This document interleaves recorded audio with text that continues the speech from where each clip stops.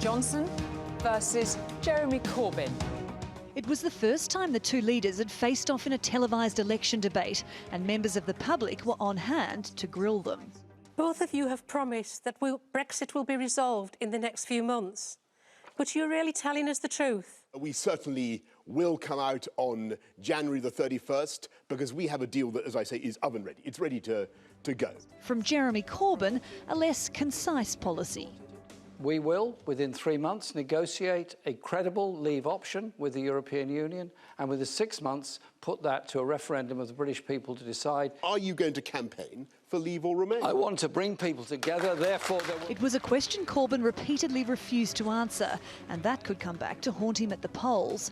But when it came to discussing the National Health Service, Corbyn accused Johnson of holding secret meetings with the US.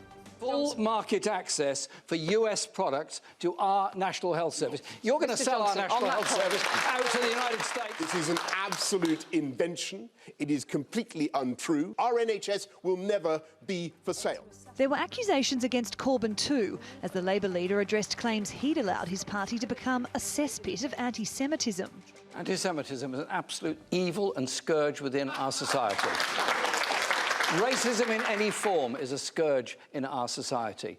I have taken action in my party where anyone has committed any anti-Semitic acts or made any anti-Semitic statements. They are either suspended or expelled from the party, and we've investigated every single case. There was one lighter moment. What present would you leave under the Christmas tree for each other this year? Well, I know Mr. Johnson likes a good read. So what I would probably leave under the tree for him would be A Christmas Carol by Charles Dickens, and he could then understand how nasty Scrooge was. Thank you. Mr. Johnson. Well, I think what I would probably leave a copy of, since you want a literary effort, a copy of my brilliant Brexit deal. Polling company YouGov declared Johnson the narrow winner of the debate, 51% to 49%. While neither man appeared to make a major blunder, neither had a breakthrough moment either. And with so many voters undecided, these leaders know every campaign moment matters. Sarah Morice, TRT World, London. Let's get more now from Denis McShane, the UK's former Minister of State for Europe. He joins us from London. Thank you for joining us on the programme. So the general consensus from Tuesday's debate is that Johnson came out ahead, but only narrowly. So some are saying that that in itself is also a win for Jeremy Corbyn. What are your thoughts coming off this televised debate? I thought Sarah Morice's report was excellent. There are a lot of new polls today showing that Corbyn edged it slightly, but really it's 50-50. Both men were stuck, a bit frightened. Boris Johnson is a brilliant talker, wonderful speaker. He makes you laugh all the time, but he's not very good at political debates. That may sound crazy. Jeremy Corbyn has always had the same slightly preacher approach. You think he's like a priest in the pulpit telling you all the things that are wrong in the world and all the sins that have been committed against his idea of the world and what you must do to put them right. And it just didn't work. The format wasn't quite working. That's actually what we're all seeing in this election. You've heard of stay vacations when you stay at home. This may be a stay election. People just aren't coming out. I go and visit constituencies. There are no posters. It's not very lively. When you knock on doors, people say, yeah, OK, I'm still voting Labour. I'm still voting Conservative. I don't like Brexit. I do like Europe. And there's absolutely no interest. I think this might be quite a low turnout election in the end. Did we learn anything new from either of them, or is it just Johnson and Corbyn rehashing, the same of what we've heard from them, for weeks and months? Yes, there was absolutely nothing new at all. Mr. Corbyn insists that Mr. Johnson has had talks with Americans, or rather his officials have, about selling some access to our National Health Service, which is almost like a religion. It's almost more important than the royal family in Britain, the NHS. Mr. Johnson firmly denies that. And then he tries to turn the tables on Mr. Corbyn by saying, well, you want to have a referendum, how will you vote?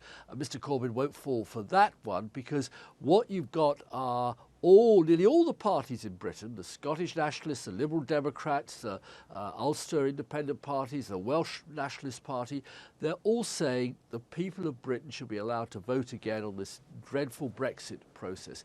Mr Johnson says, no, I made the decision. I'm not going to allow anybody else to have a vote on it.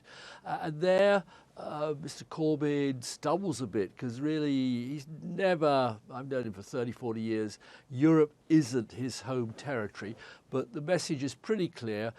If you want a new referendum, you can vote for Mr Corbyn or the other parties. If you don't, you can vote for Mr Johnson. So that at least I think is clear from last night's debate. And quickly, as we only have about a minute left, you mentioned that you're expecting to see low voter turnout for this election.